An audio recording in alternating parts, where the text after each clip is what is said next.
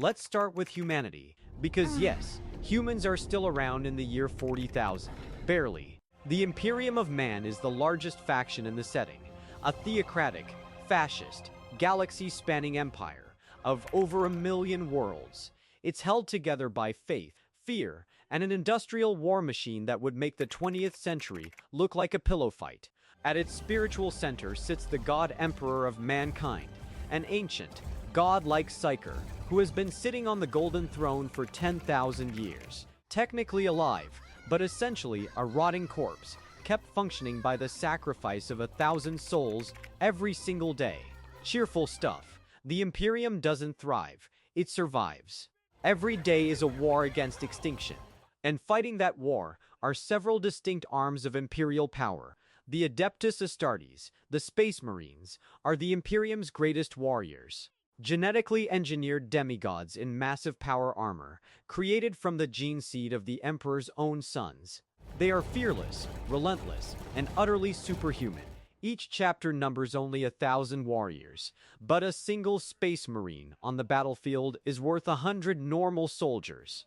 Whether it's the noble Ultramarines, the savage Space Wolves, or the brooding Blood Angels cursed with a genetic thirst for blood, every chapter has its own culture, its own legends, and its own flavor of righteous violence. Then there's the Astra Militarum, the Imperial Guard, ordinary humans, billions of them, sent into battle against gods, monsters, and alien horrors, with a lasgun and a prayer. They are the true backbone of the Imperium, not because they're powerful, but because there are so many of them. Entire planets are sacrificed in single campaigns. They are brave, they are doomed, and they are magnificent.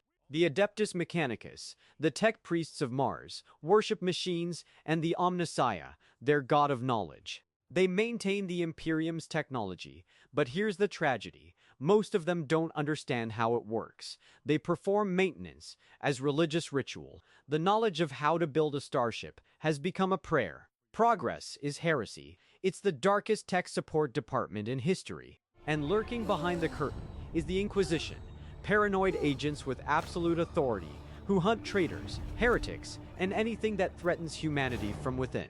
They will burn an entire planet if they suspect it's compromised. No trial, no mercy, just fire. The Chaos factions where the Imperium is grim. Chaos is glorious in its horror. 10,000 years ago, a group of Space Marine legions turned against the Emperor in an event called the Horus Heresy, a civil war so catastrophic it nearly destroyed humanity. The traitors were cast into a dimension of pure psychic energy, called the Warp, where they have festered ever since, twisted and empowered by the dark gods. The Chaos Space Marines are those fallen warriors, now immortal, consumed by rage and ambition. Each of the 4 Chaos gods bends them differently. Khorne, the blood god, demands skulls and slaughter.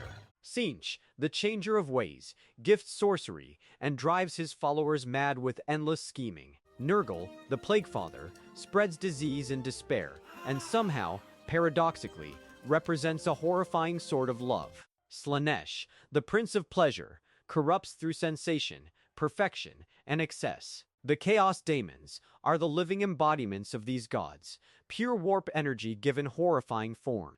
Bloodthirsters the size of buildings, plague bearers dragging in trails through the battlefield, pink horrors that split in two when killed. They don't fear death, they are fear. The Xenos, alien factions now we leave humanity behind entirely. The Eldar, or Eldari, are the oldest and most arrogant spacefaring race in the galaxy. Once rulers of a civilization so vast, it made the Imperium look like a fishing village. Their hedonism accidentally birthed a chaos god, Slaanesh, and nearly wiped them out in an instant called the Fall.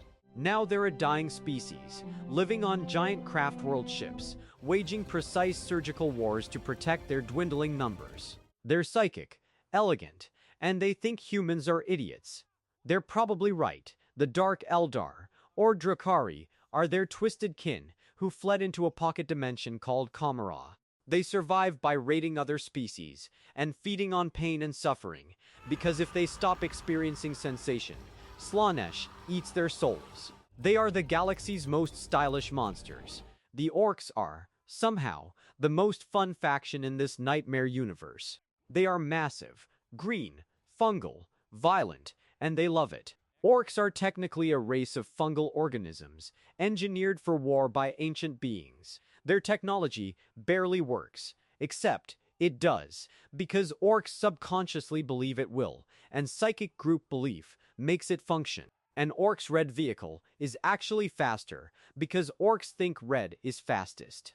The galaxy's greatest warriors, and they're just having a great time. The Tyranids are the most existential threat in the setting. They are not an empire. They are not a civilization. They are a vast, endless swarm from outside the galaxy, a single hive mind consuming all organic matter in its path. Every creature is a weapon grown from absorbed biomass. There is no negotiation. There is no surrender. When the Tyranids arrive, a world's only future is as raw material for more Tyranids. The Necrons are ancient skeletal robot warriors who once ruled the galaxy before humanity had evolved. 60 million years ago, they sold their souls, literally, to godlike beings called the Catan, in exchange for immortal metal bodies. Then, they went to sleep. They're waking up now, extremely annoyed, reclaiming their tombs, and wondering why all these children have moved into their galaxy. The Tau are the galaxy's optimists, which in Warhammer 40k means they're basically insane. A young, technologically sophisticated race who believe in diplomacy, cooperation, and the greater good. They're idealistic, progressive, and completely surrounded by horrors that would make a normal person lose their mind. Their optimism is somehow both admirable and tragic. Finally, the Leagues of Votann, the Squats, reborn, are stocky, genetically engineered humans from the galactic core, tough as nails and fiercely independent, trading and warring with anyone who crosses them. And the Genestealer cults, Tyranid sleeper agents embedded in imperial planets, cults of hybrid human-alien beings, waiting for the Hive Fleet to arrive and open the gates from within. The ultimate, fifth column. Every faction in Warhammer 40,000 exists to answer a question. What happens when faith becomes fanaticism? When science becomes religion? When war is the only truth left in the universe?